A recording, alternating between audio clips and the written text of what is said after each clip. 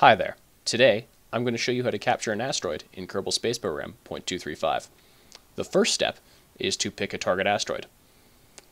I'm going after this Class A that passes relatively deep into Kerbin's sphere of influence. You can go after any target you want, but the Class A's are the lightest and easiest to move around. I just time accelerate until the asteroid has just entered Kerbin's sphere of influence, and I switch to my launch vehicle. Now I just need to time accelerate until my launch vehicle is underneath the predicted orbital trajectory of the asteroid. In order to do that, I'm going to rotate the camera around and make sure that the incoming and outgoing parts of the asteroid's trajectory, so you can see the incoming part right there, and then I'm going to zoom out. You'll see the outgoing part and the launch vehicle all should be lined up on roughly the same line. And that looks good to me.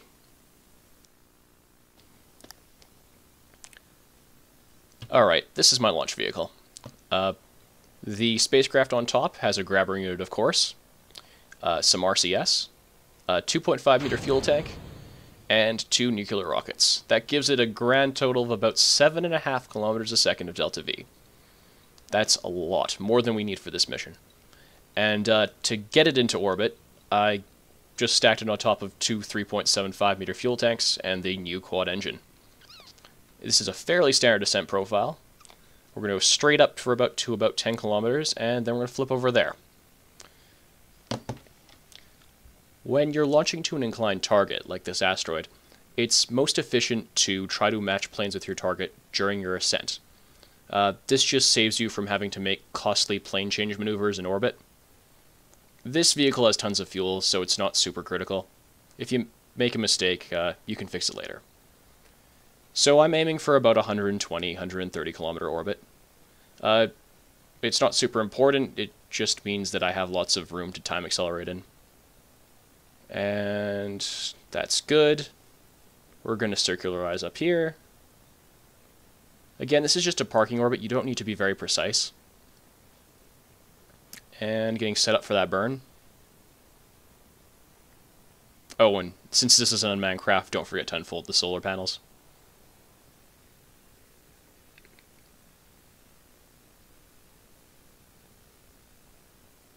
And coming up to our apoapsis, and there we go. Now you can see I did actually overcorrect a little bit to the south. I have about an 8-degree inclination difference with my target. And you'll see that as soon as I get this orbit circularized. There you go. Kind of flashed by really quick, but we're going to fix that right now. This is an expensive maneuver to do in low Kerbin orbit, but we have the fuel for it, and it saves us the trouble later. So let's go ahead and perform that burn right now.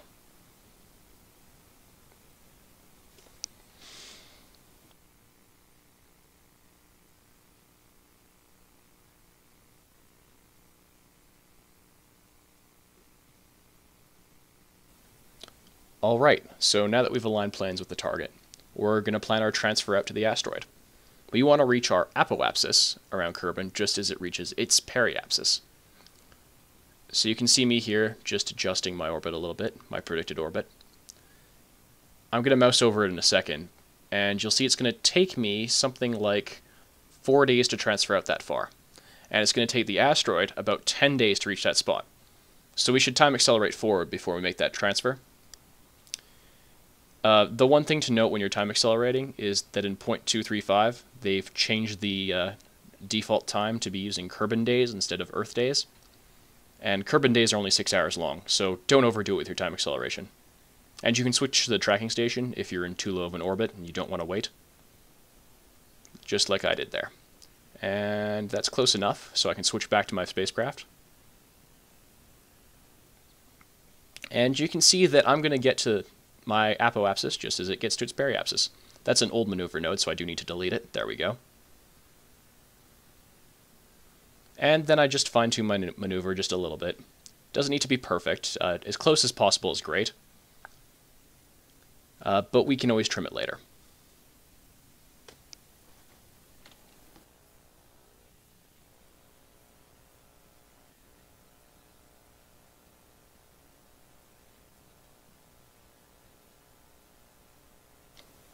Alright, so after a little bit of time acceleration, we can go ahead and perform that burn.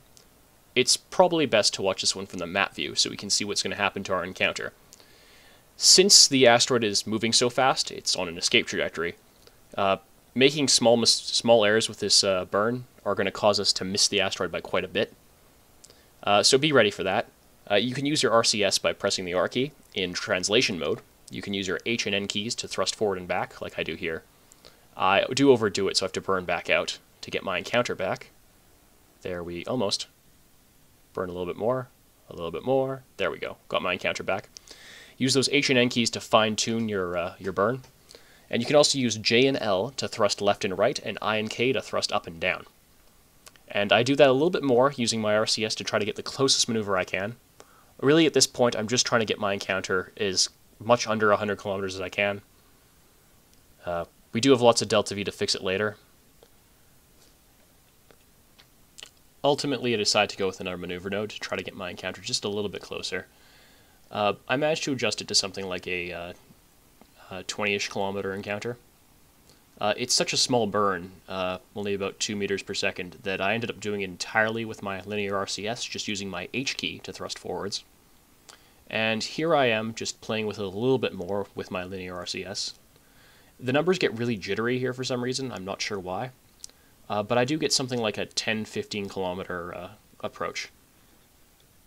So I do try to improve my encounter here using RCS, but the numbers start to oscillate, my close approach numbers start to oscillate quite loudly, so I do try again at apoapsis. And for whatever reason, probably some sort of floating point issue, it just oscillates wildly and any adjustment doesn't seem to help. So I leave it alone. I think anything under a 30 kilometer close approach will be good enough for this mission. Again, we're not trying to be efficient, we're just trying to make it as easy as possible to catch this asteroid. We're getting ready for our final approach here, so all we have to do is time accelerate forward. So we're getting up to our close approach, so it's a really good idea to quick save here, because we need to time accelerate until we're about 8 minutes away from our target. Now, since we're moving really fast compared to our target, 350-60 meters per second, we need to switch to target mode on our nav ball and kill as much of that relative velocity as we can with this initial burn. We don't want to overdo it too much, we want to still be moving towards our target, but knocking it down a fraction is a good idea right now.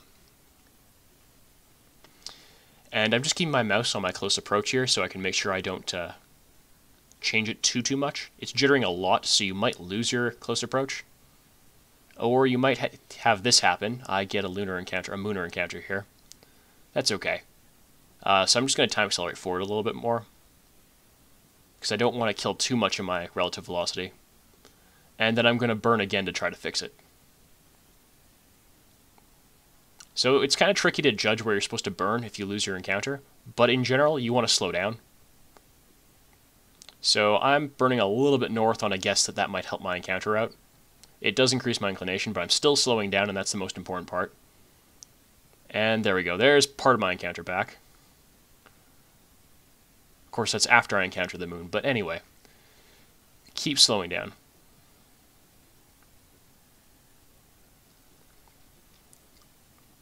There we go. Got my encounter back.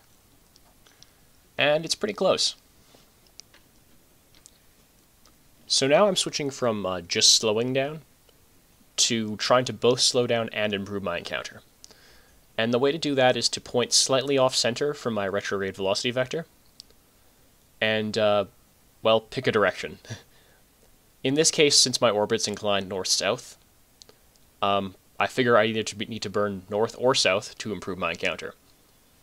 I'm going to try north first, and I'm just pointing a little bit more, getting closer, getting closer. And I try a little test burn here to see if I get a better or worse encounter. Try again, and you can see that encounter getting worse. So what that means is I should be pointing a little bit to the south instead. And again, I'm still slowing down, but I'm also fixing my inclination a little bit, and that's going to help bring me closer to my target. And again, if you overdo it in any direction, you're going to have to compensate to the opposite direction. So if I go too far south, I'm going to have to go a little bit more north, and then back the other way. And that's kind of how I'm doing, all the while slowing down, but walking my encounter in closer. And here we are, getting closer. And again, you can try up and down, left and right of your velocity vector. Whatever it takes to make it go down. Just keep in mind that to fix a overshoot in one direction, you need to go in the other direction. You do want to get your final approach down to less than 100 meters per second of relative velocity. And you should also keep an eye on your time to intercept, because you should really be slowing down if it's under a minute and you're still over 100 meters per second. So here I am coming down, getting closer and closer to 100 meters per second. And there we go. Now that I'm under 100 meters per second and bringing myself even slower, that looks close enough. Then all you do is pretty standard approach. You use the thrust from your engines to chase away the retrograde velocity vector, and once it's over the pink target marker, you just slow down your relative velocity until you're going about a meter per second. Then you can open your claw, spin around, target the asteroid center of mass, and now it's just like docking. So use your RCS to point at the target and bring yourself in nice and slow. Okay, and at this stage you're just trying to slow down your final approach velocity. I slow it all the way down here to 0.1 meters per second, but as long as you're under a meter per second, you should be okay to complete the capture. Keep in mind that both us and the asteroid are on our way out of the Kerbal system, so we're going to have to slow our orbital velocity down by pointing retrograde as soon as we latch on.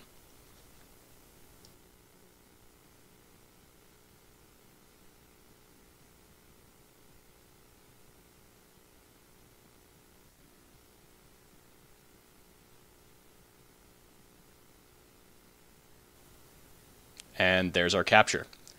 Now, again, point retrograde and slow your orbit down to a Kerbal capture, but don't bring it all the way down yet because we need to correct our inclination. I used the moon as a marker to get ourselves into an equatorial orbit.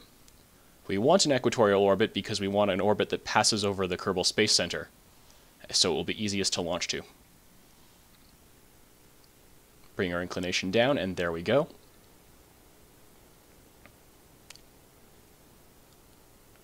Now we're going to bring our orbit periapsis down once we're at our apoapsis, and we're going to do that here. Now I'm going to get lucky here, and I'm going to get a lunar encounter, and I can use that to slingshot my orbit lower and save myself a bunch of fuel. And I'm just going to adjust it a little bit here. The trick with this kind of maneuver is that I want to make sure I don't skim Kerbal's atmosphere or go too close to the moon as I execute the slingshot.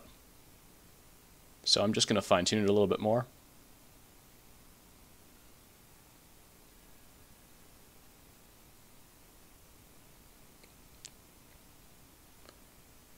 That looks good.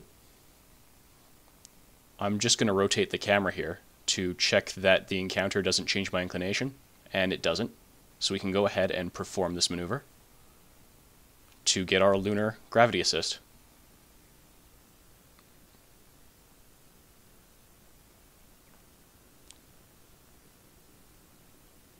The timing of these gravity assists is kind of important because we want to make sure we don't crash into the moon. So make sure you check your predicted periapsis as soon as you finish the burn.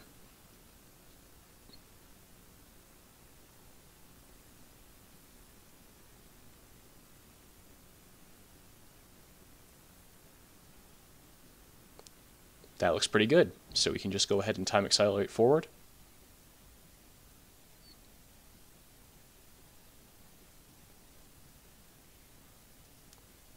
So we swing past Kerbal, and then past the moon. And you can see we have a pretty nice orbit, so all that's left is to circularize.